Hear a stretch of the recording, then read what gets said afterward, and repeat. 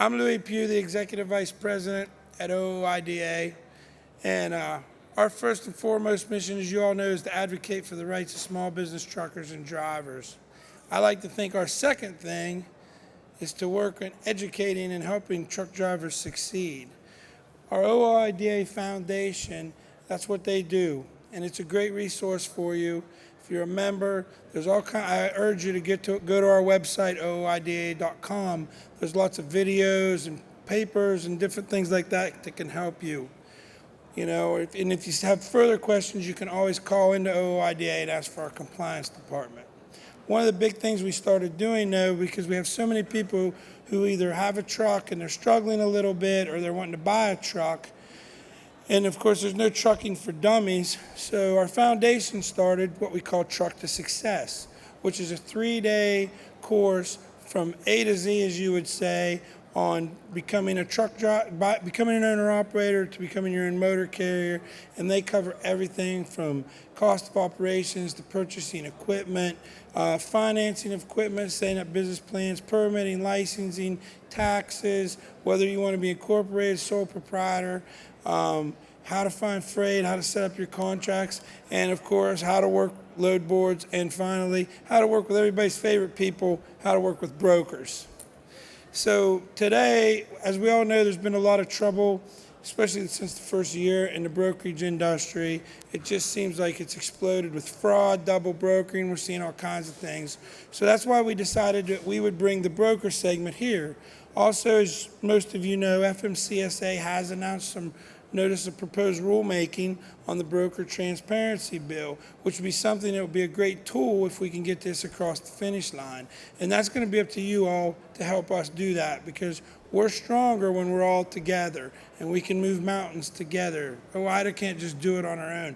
That's where we lean on our members. And our members, you all do a great job. That's why this bill, that's why FMCSA is noticing, because you all filed comments, you've all complained or whatever. And just like yesterday, they had the listening session over, which my hat's off to them for coming. The hat's off. Hopefully they're listening. And I even give that credit to the brokers who spoke in there, because it's not fun to speak in a room where everybody hates you. I've been there myself. So good for them too. But with that being said, Gary, who's going to be talking to you here in just a minute, is going to give you some points on how to work with brokers and how to protect yourself. Because the best way to not have problems is not get yourself in trouble in the first place. And that's what this is about. The other thing I think will help a lot of people stay out of trouble is try to stay away from a broker that has a 3-letter acronym. You'll be a lot better off as well. So just throwing that out there. So anyway, I know you don't want to listen to me sit here and talking all the time. And at the end, we will have, if you want to ask some questions, Gary is the expert. But without further ado, I'm going to introduce the guy who's always right, except for when his wife was around, Gary Wright. Thank you. How's everyone doing? I'm pretty new to this public speaking gig, so please bear with me. But like Louis said, I went to OOIDA for 8 years. I started brokering in the Kansas City area in 2001 and brokered for about 15 years. I brokered mainly van and reefer freight, did some flatbed stuff too, and I was involved with most of it, brokering, posting loads, negotiated rates with carriers and customers, did carrier relations, dispatched drivers, and solved any problems that may have come up during the process of the freight moving across the country. So freight brokers are a necessary evil. If this was a perfect world, we wouldn't need the freight brokers. You all have direct customers and everything would be smooth sailing. So there's some good brokers out there, but there's a lot of bad brokers out there, so I'm going to try to help you guys differentiate between the good and bad. The bottom line is you can't rely on brokered freight. If you do, you'll fail. Bottom line, you can't rely on brokered freight. And one more thing, write it down. Type it in your phone, whatever. Always get it in writing. Always get it in writing when you're working with a broker. Moving on. So with the brokered freight, they'll lowball the rates. They normally don't care if you get paid as long as they get paid. And as far as the payment, I've heard all kinds of reasons why they delay a payment. That never get paperwork is a good reason they don't pay. They're waiting for their customer to pay them, or they're waiting for a claim to be settled. Even if they're waiting to be claimed to be settled, that broker still needs to pay you for moving that load.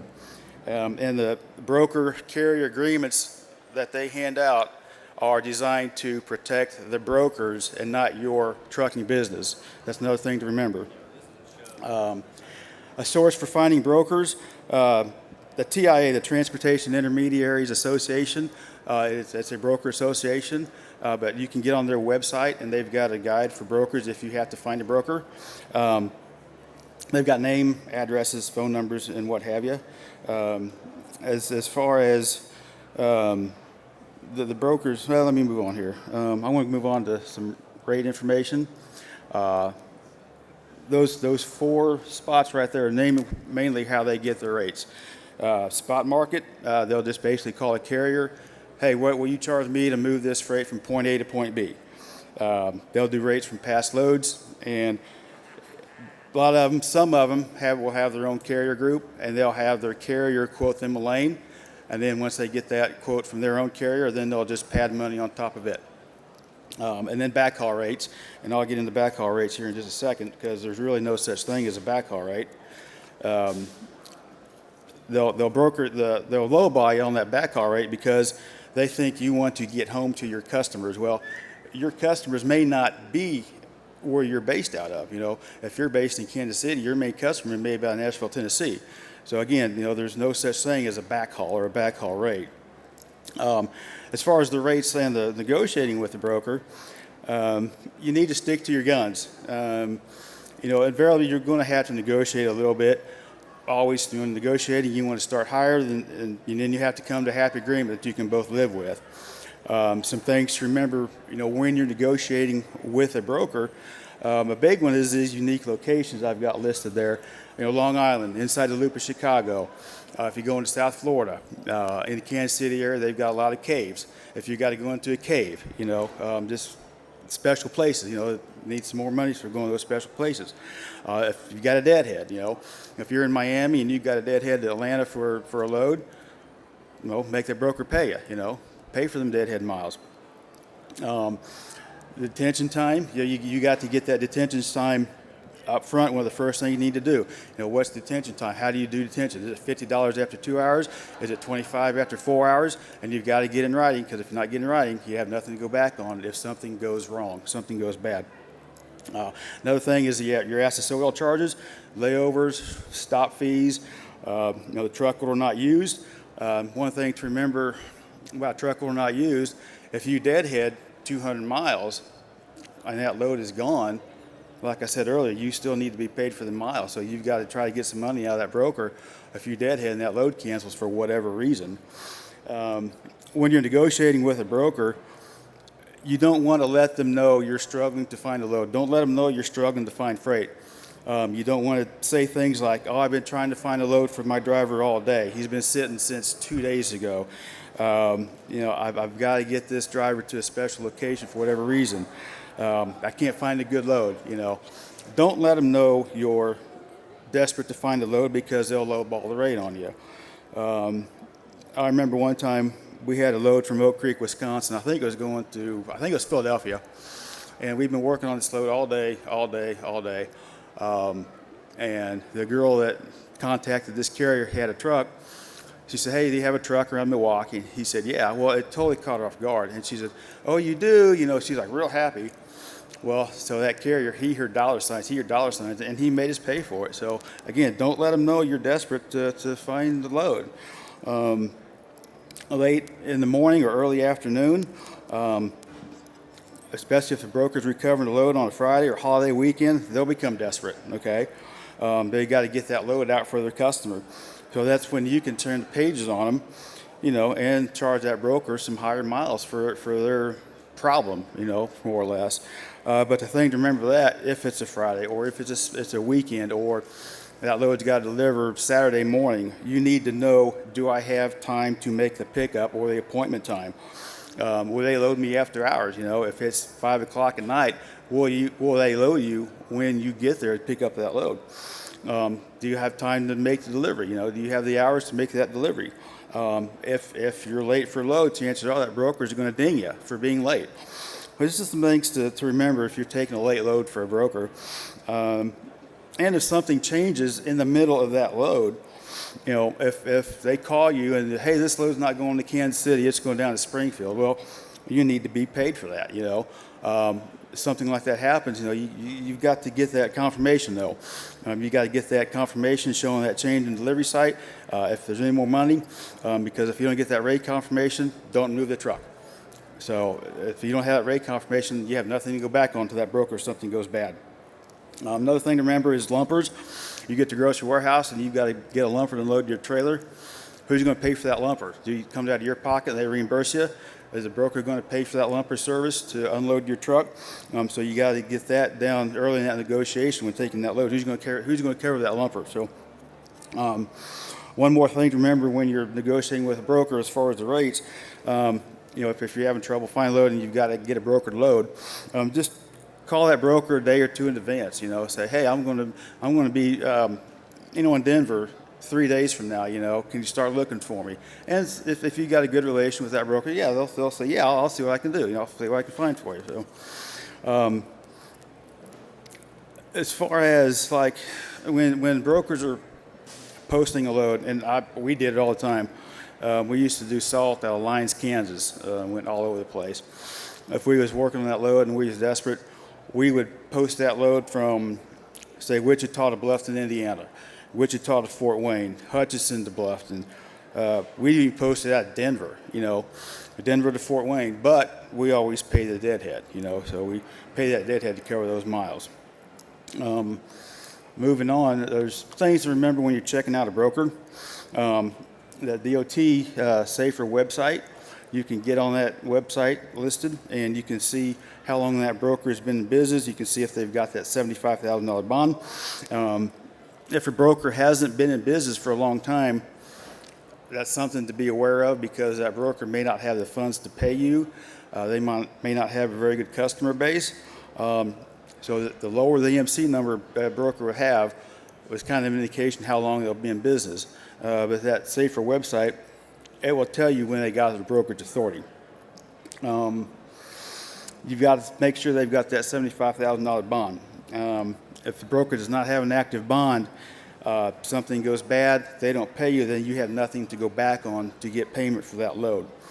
Our OOIDA compliance department, if you're a member and you need to check out a broker, you can call our compliance department and they'll see if they've got anything on that broker. So they're a good source of information. When you get set up with that broker, you for sure want to make sure that you check their credit score, whether it's a Dun & Bradstreet number, if it's a bank reference, whatever. You want to check their credit, how long are they to pay. Sometimes the broker will put carrier references on their packet. One thing to remember about that, they'll put carriers who they have a good relationship with. If they've had a terrible relationship with a carrier, they're not going to put them down as a reference. Moving on, when you're getting set up with a broker, you will need to provide basically those three things: your authority letter, your W-9 with your tax ID, and an insurance certificate. Usually a broker will want a $100,000 cargo and $1 million auto liability. If you don't have that, either one of the insurance I've got listed there, they probably won't do business with you. One thing to remember about the cargo, though, you want to find out what the value of that load is. You don't want to take a load that's worth $200,000 and you've only got $100,000 cargo insurance. If something happens to that load, they may hold you responsible for any dollar amount over that $100,000 that you have.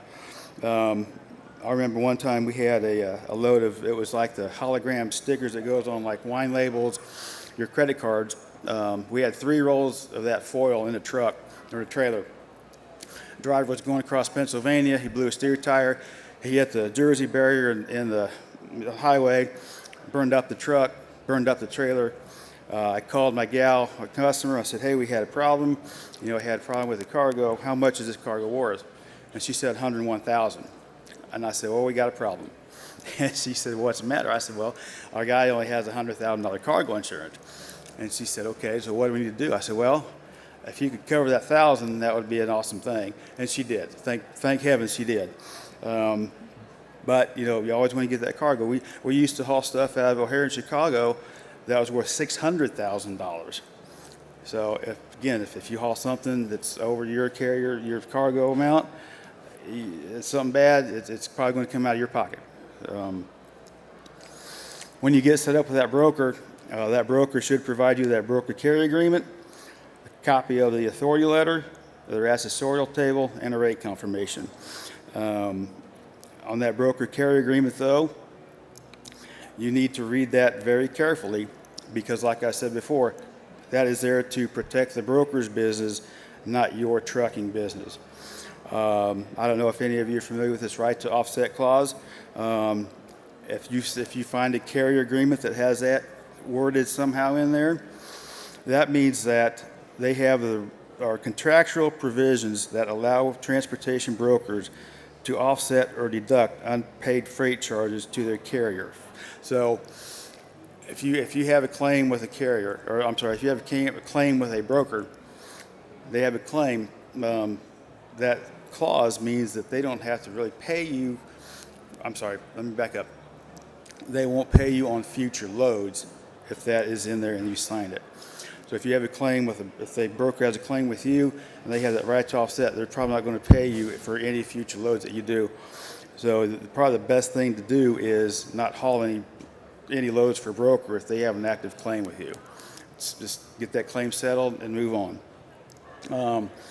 The no back solicitation clause, that's in probably 99% of these broker carrier agreements. That just says that you will not go back to their customers and try to secure freight from their customer. It's not really something that's enforced a lot that I can recall, but it's in there. If you get that broker carrier agreement, a lot of them are difficult to read. There's lots of legal mumbo jumbo in there. If you don't understand it, ask someone. You can, like I said, you can call our compliance department there at OOIDA. They'll be happy to review any broker carrier agreement you may have. If you know an attorney, you can ask an attorney if you could look over that agreement for you. Maybe someone else in the industry who understands these agreements. Broker pay, that's a good one. A lot of them are 30 days to pay, but that can be deceiving. Most of them will say 30 days from receipt of all paperwork and original bills. So if you're missing one piece of paper, chances are that broker's not going to pay you. One outfit that I started brokering with, they only wrote checks on Fridays. So if you turned in your paperwork on Monday, that could be extra 4 days where they're sitting on your money. Another thing on that 30 days to pay, well, does that include weekends? Is that 30 business days? How do they count that 30 days? So just some things to remember about broker pay. Records to be kept by brokers. So if you read that, the brokers show the names of all that information up there. They've got to keep records of that information. So if you look there, number 6, the amount of any freight charges collected by the broker and the date of the carrier, each party of the transaction has the right to review the record of those transactions. And that has been the thorn in our side, and we've been fighting that. But there's not a broker in this world that's going to tell you how much they're making off a load. If it's $5, if it's $500, they're not going to pay you. Or they may say, yeah, we'll show you our information, but you got to be here between 2 o'clock and 3 o'clock on the 4th Wednesday of every month, after a full moon, something like that, So they'll make it very difficult for you to view that information. Another thing to remember, when you get that load, when you get those bills, you want to put your name on those bills as a carrier. If your name is not on those bills as a carrier, you haul that freight, so you'd be paid for it. And if something goes wrong, that broker doesn't pay you. If your name is on that bill of lading, then you have some means to go back to the shipper for the payment. One thing to remember, though, I don't want to read this verbatim, so bear with me. When the bills for a shipment are marked as collect, and Section 7 is signed by the shipper, Section 7 is just a little box on the bills, and so they'll sign it. So if that's signed, Section 7 is signed, and the broker doesn't pay you, then you cannot go back to the shipper for payment. In this situation, the best practice would be that the driver immediately call his or her dispatcher so that the payment can be demanded prior to delivery. So that would be a cash-on-demand payment. Moving on, double brokering. Again, it's a thorn in our side. So one way to define double brokering is a situation where the freight broker that has originally tendered a shipment and proceeds to give that to a different broker without the knowledge or consent of the party that owns the cargo. Now, although it can be double brokered legally if both parties brokering that freight have brokered authority. Sometimes that's called co-brokering. I'm going to go on to speak about the illegal double brokering that's been an issue forever, where people don't get paid for their business for moving that load. The way this usually works, the sham company, the bad guy, he'll call the broker posing as a carrier and secure the load. They often have doctored paperwork, so it all looks legit. They represent themselves as a motor carrier. The broker will give that information to the sham company. The sham company takes that. He poses as a broker. He posts the load, what have you. He'll get someone to move that load for him, and usually he'll post that load for way more money than what would seem normal. So you pick up the load from that sham broker disappears, you don't get paid. So that's usually how that works. There are some ways to combat a double broker situation. You check on the FMCSA Safer website, like I mentioned before. Check the DOTs, check the MC numbers. Again, you can call us, we'll take a look for you. Avoid using the public load boards. It's difficult to do, but a lot of those bad guys will use the more popular load boards. I've ran into this before. If someone calls you as a broker and they say, well, I'm at a different office, I'm not the main office. Well, call the main office and ask someone, hey, I talked to Joe Smith over here, and he's in Minneapolis. Do you guys have a Minneapolis office? If he says no, don't take the load. There you go. I said if they offer you a rate that it seems too good to be true, it usually is. If a broker is communicating through you through the free email, Yahoo, Gmail, something like that, instead of a company domain name, it could be a bad situation. If you have been a victim of a double broker situation where you don't get paid, there are some steps that can be taken. You can report the incident to your local law enforcement agency. They usually have a tendency to not get involved with that because they'll say it's a civil matter. But you can contact them. You can contact the U.S. DOT, Office of the Inspector General. There's phone numbers.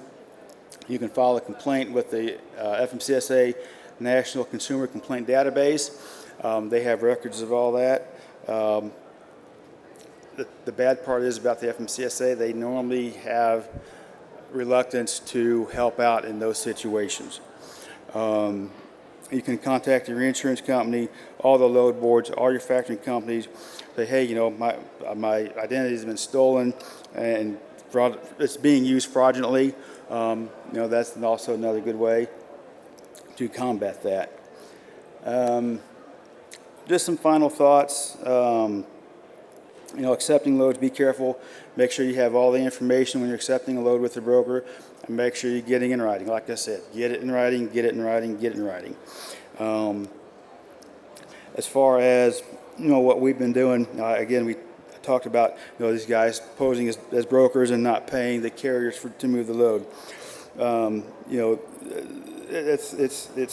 it's a bad situation, and that's becoming very, very, very common, unfortunately. I don't know how many calls they've taken in the last year where all this is ramping up. Like I said, put your name on the bills as a carrier. And I hope I'm wrapping up here. I hope you guys take this information, learn it, use it, pass it on. We, like Louis said, we don't want to see anyone get scammed. Don't want to see anyone, fail in their business. So I'm basically done. So I'll take some questions. If anyone has any questions, Louis will have her mic, and I'll try to answer a few questions if you have some.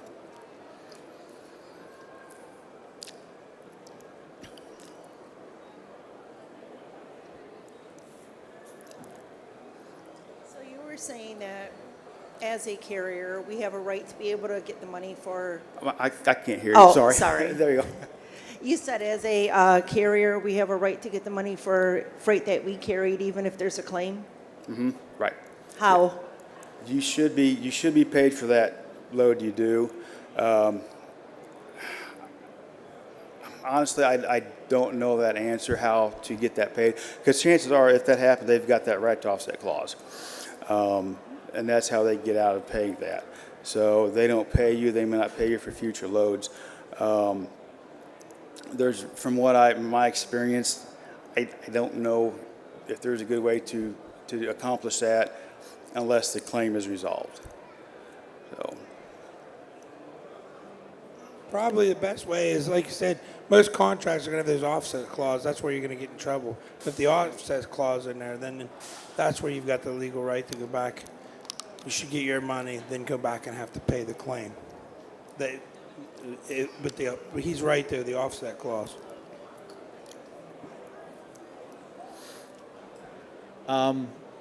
So most bill of ladings, you don't have your company name on there, your transportation name.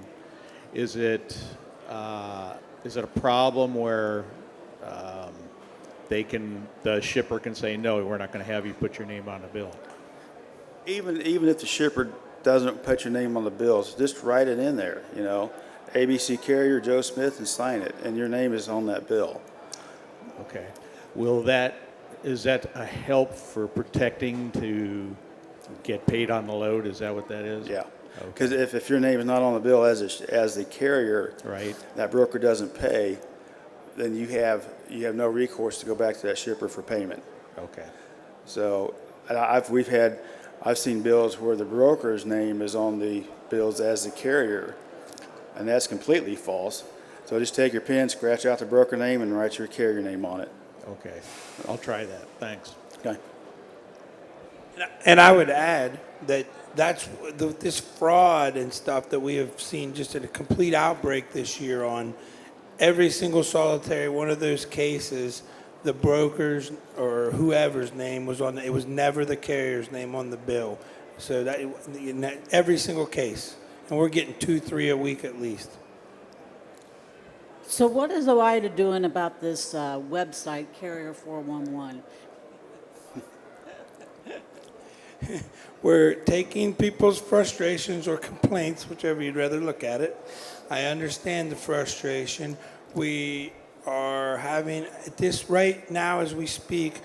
Our legal team has looking into it and what options we have to go after these folks, because we know it's a huge deal there. And if, for those of you who don't know what Carrier 411 is, people in Florida I think they're in Florida, they started this carrier rating system, and they call it Carrier 411. Brokers can go on there and put information on there about carriers. And it's kind of like what Gary was saying about looking at paperwork. Yeah.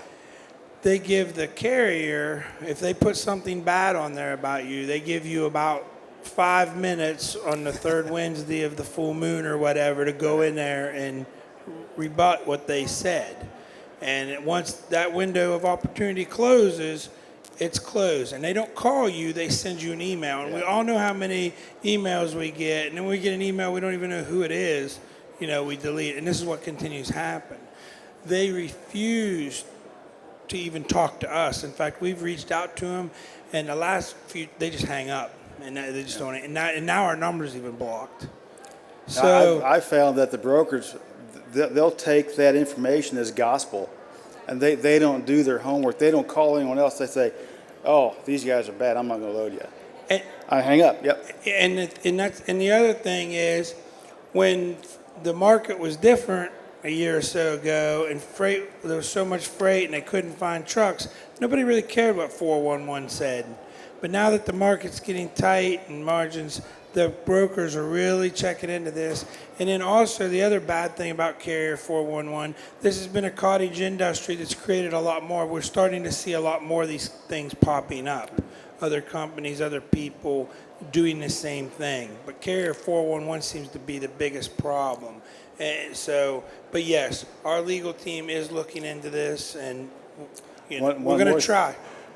These brokers, especially the bigger outfits, the XPO, C.H. Robinson, they're hiring kids out of college to move freight. They have no time in the truck, no time on docks, and they're just out of college, have no knowledge about the regulations, and they're moving freight, and everything else, and they don't know anything about the regulations or how things are supposed to go. And that is causing huge problems too. So.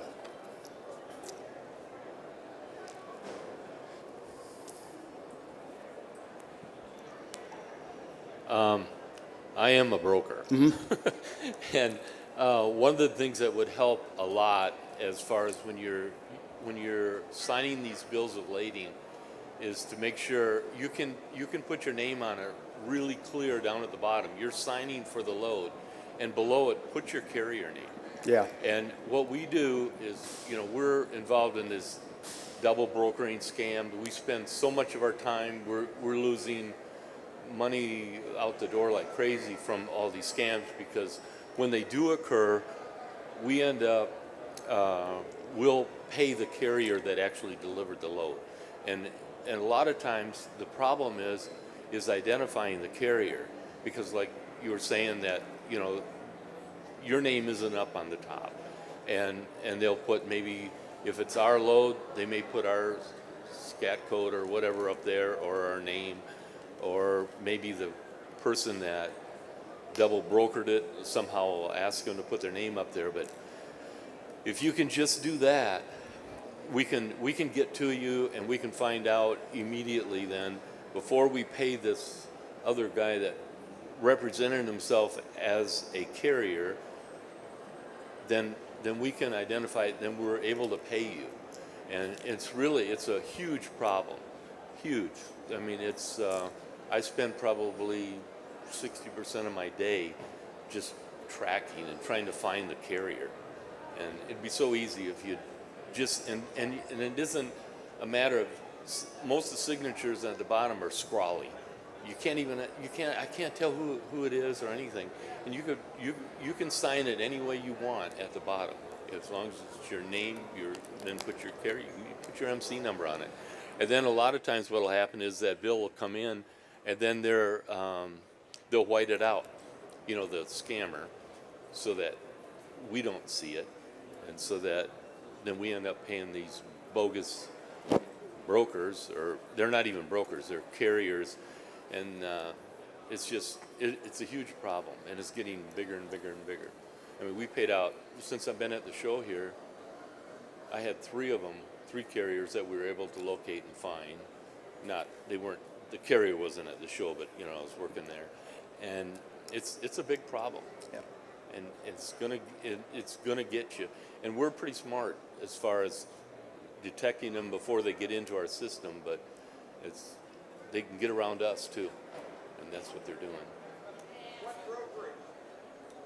Alan Lund. And I appreciate that. And that's what we've been telling our members, not only to write your name and your carrier, but we have been telling them to put their DOT number on there as well. Because if you get in the safer system and look up carrier names, you'll find out there's a lot of carriers with the same name. So we tell them to put their DOT number on there even. And another thing you want to watch for in this fraud and what we're seeing, and I'm sure Alan Lund is having this issue as well. I know C.H. Robinson, Landstar, Snyder, some of them have. There's people out there that's taking their number. They're posting loads as those carriers, and they're not even those carriers. It's amazing when we've had members send in their broker carrier agreements and all their payment information, and it looks identical. Identical. The only thing it'll be is there'll be a goofed up number, or the email will be changed and wrong. So if you're, especially when it's a big company like an Allen Lund or a C.H. Robinson, Snyder, somebody like that you know, it's a really, and we've talked to these people, and I know they're concerned and they're working against this.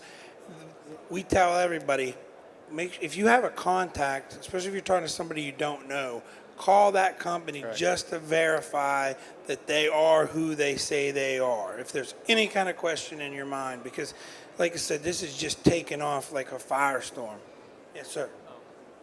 You know, another thing is when you're on these load boards and all that, what they were talking about going to the, you know, the FMCSA and looking at them and just make sure that if you're taking a load from them, they have to have brokerage authority.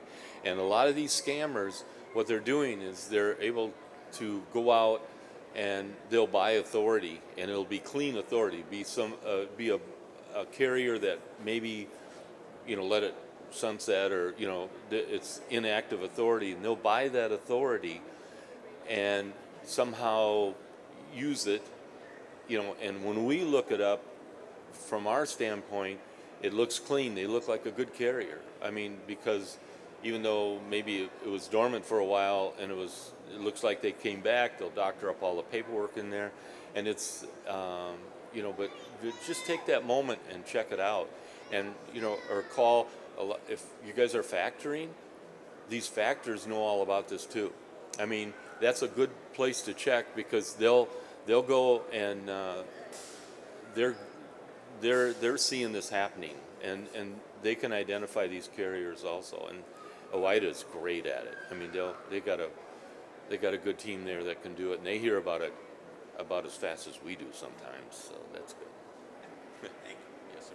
Thank you. Question?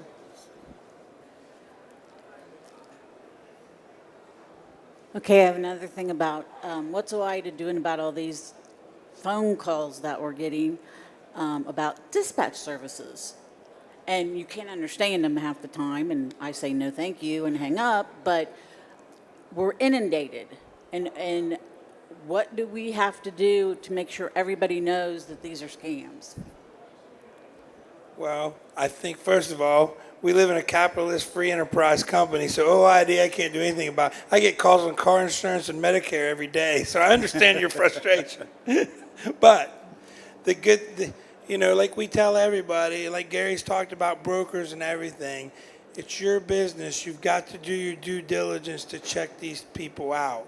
There are good dispatch services out there. There are good people that are running reputable. We have a lot of members that use dispatch services if they're a one-shop guy and they don't have a wife or a significant other or a husband or whoever at home.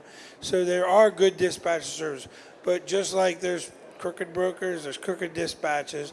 And again, you're going to have to do your due diligence. One good thing, if you're a member of OOIDA and you're interested in these people, call us. We'll help dig in for you if we have to. If you get a contract from them, shoot us the contract. Our guys look at this stuff every day. We're not lawyers, but we see this stuff every day.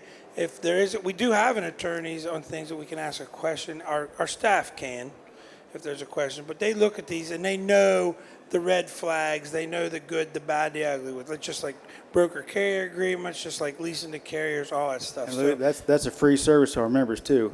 yeah, totally free, totally free. If you're a member, our compliance department can do all that, plus many other things, questions, bad tickets, help you with data queues, whatever.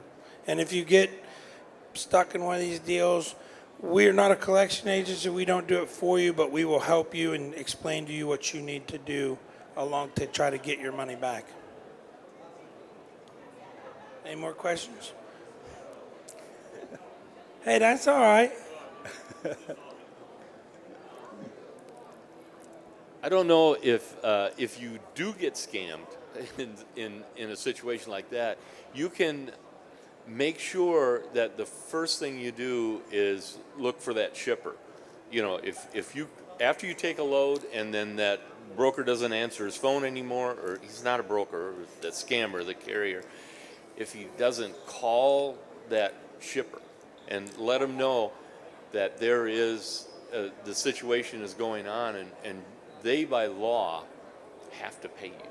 Right. If you cannot get paid from that scammer, they have to. I mean, it's too bad, so sad, that they probably already paid the scammer, but they have that liability. It isn't something that they can say, well, we don't, Correct. because you can actually get them. You can force them to pay it, and you're entitled to the money. It's whoever delivered that load, and if you're not being paid for it, you have that right, and do it. And by the way, I'm a member of OOIDA too. Great. Come over to our booth. We're having a special where we knew you for 2 years for $50. Okay. Any more questions? Okay. I'm a shipper, so I have one shipment from Roosevelt to Houston, Texas. And the driver has the accident and have not delivered the shipment to us 5 months already. So I wonder how the broker process the claim and how long the claim it take. I couldn't hear him through the background noise.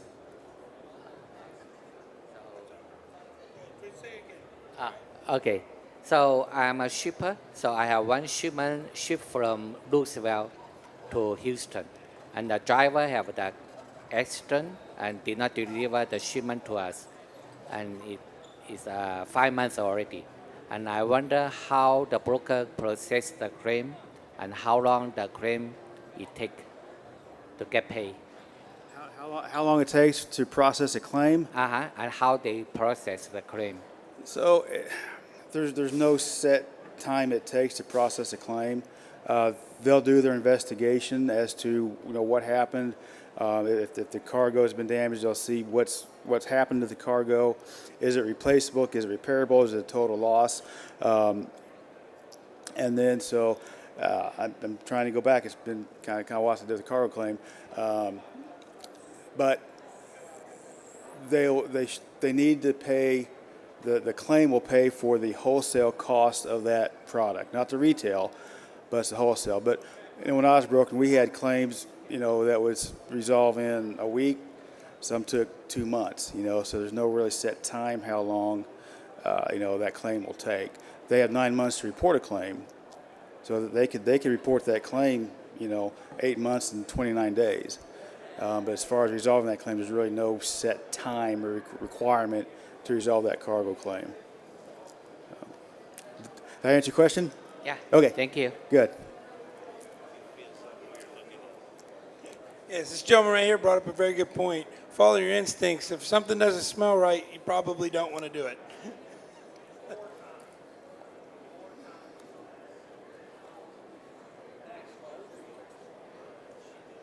We can ask him. I have my hearing aid. I have a really hard time to be true. On your claim, did you file on the broker bond or anything? You filed on the broker's bond already? 5 months? Okay. Thank you. Questions? There's no such thing as a dumb question. And this is you all's time. Wow, Gary, you did pretty good. You only got a few questions. You're getting better. That's all right, yeah. Well, maybe by October, with truck success, have it down. Yeah, if you enjoyed this, if you're more interested, like I said, this is one segment of our 3 days at Truck to Success. Oh, we got another question. I like you. You ask lots of questions. I like people who ask questions. What about, I was at the talk yesterday with the government people, and it got very emotional, which was kind of, as always. When in these BOLs, I mean not BOLs, but in these rate cons, they're putting information in there that says we're giving up our right to 371. Right. And so if we cross that out before we sign it, a lot of people that I've talked to said then they don't give you the load. Is that what's going on? I mean, I was totally shocked yesterday. I was really surprised. Yes and yes. That's a big problem. That's why OOIDA, it's one of the main reasons OOIDA petitioned FMCSA about this whole rule. That's our big thing, and is because brokers, a lot of them in a broker carrier agreement are making you exempt from 371.3, right? yeah. And that part. And we don't feel that it's legal that any private entity can ask another private entity to exempt themselves from regulation, whether you like it or not. If you're a brokerage and you don't like 371.3, petition FMCSA, which they did to get rid of it, and I think it got turned down. So that was the big part of the big thing with our petition, is because we do, we're not trying to separate. Broker, you accept it, and that's the thing. Where this really comes into play, and we see this happen a lot, kind of goes back to my opening statement about those brokers with the 3-letter broker acronyms. We get these almost on a weekly basis. We're getting cargo claims. The broker's saying that there was a claim. The driver's got a clean bill of lading. He signed a bill of lading, left the shipper. 2 or 3 weeks later, they hit him with $1,000 or $500 or something like that. No proof, no why, and the way their contract's written, they don't have to show you, and you're exempt. And that's part of the reason that we feel this transparency is so important when stuff like this, because they're always $500 or $1,000. We all know there's nothing even, nothing, and no right, no reason. So, again, but yes, that's why we filed the petition, and you are correct. You can scratch that out, and I would scratch it out and whatever. But you're right. A lot of times, they're just not going to give you the load in. Mr. Spencer? Hey, all I was going to say is, theoretically, you could change the provisions of any contract, assuming both authorized parties okay it. And that's traditionally done by, you scratch it out, you put your initials on there, and then an authorized person on the other side agrees to it.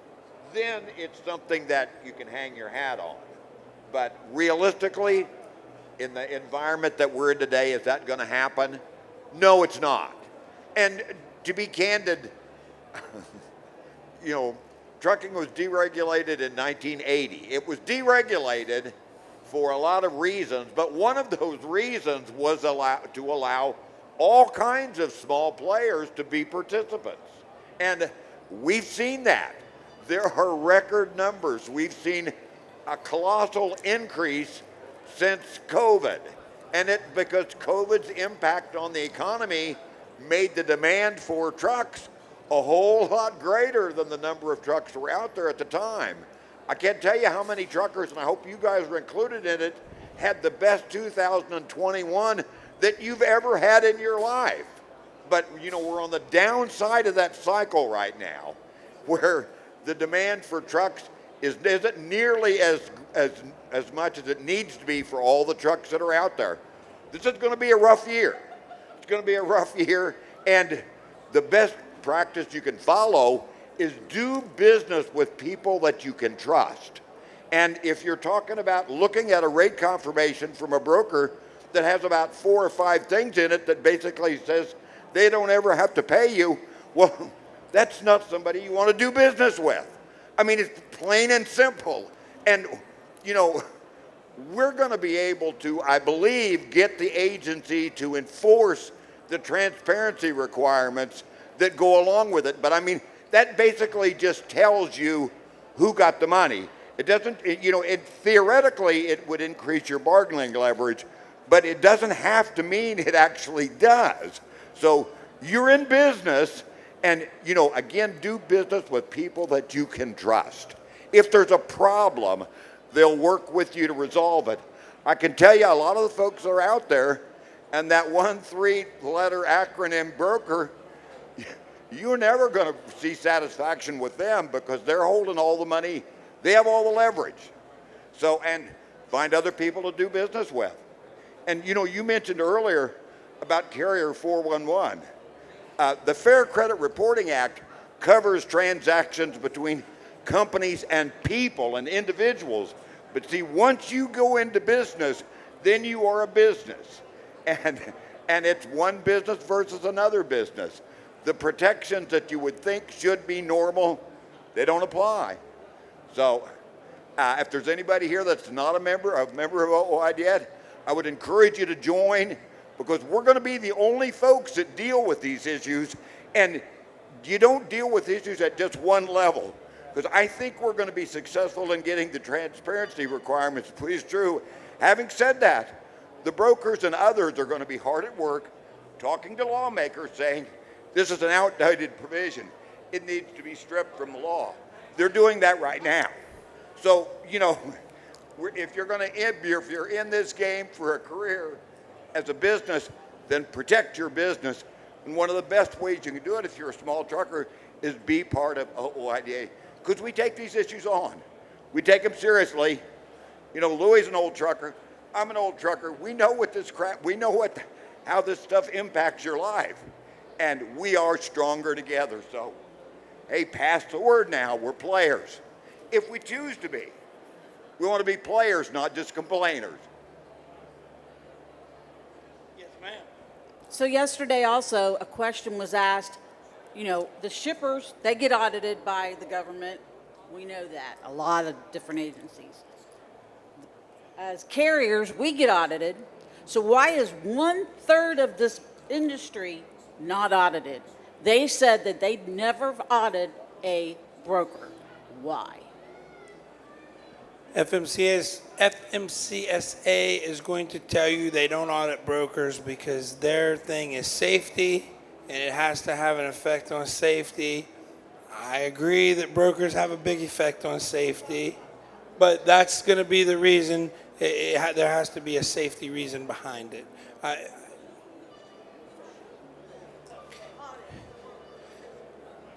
get audited.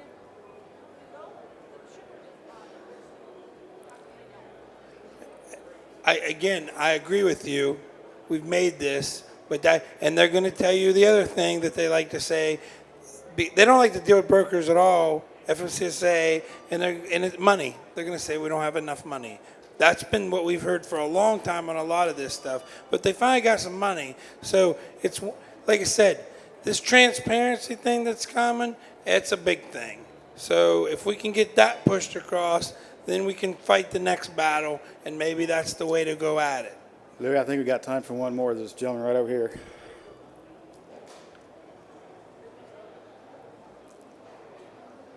Okay, to say they're not part of safety, they've never been woke up 3 times in the middle of the night by a broker wanting to know where you're at.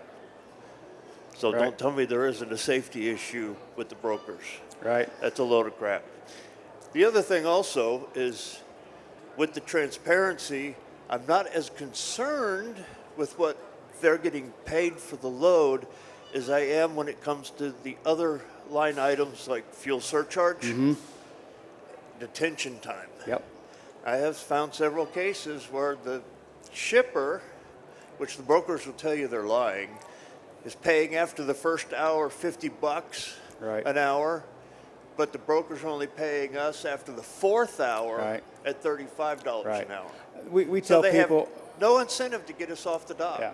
We tell people when you get set up with a broker, try to give them your accessorials first, and then you're not relying on them to say, we're going to pay you this amount of money when your truck's been there for 4 hours.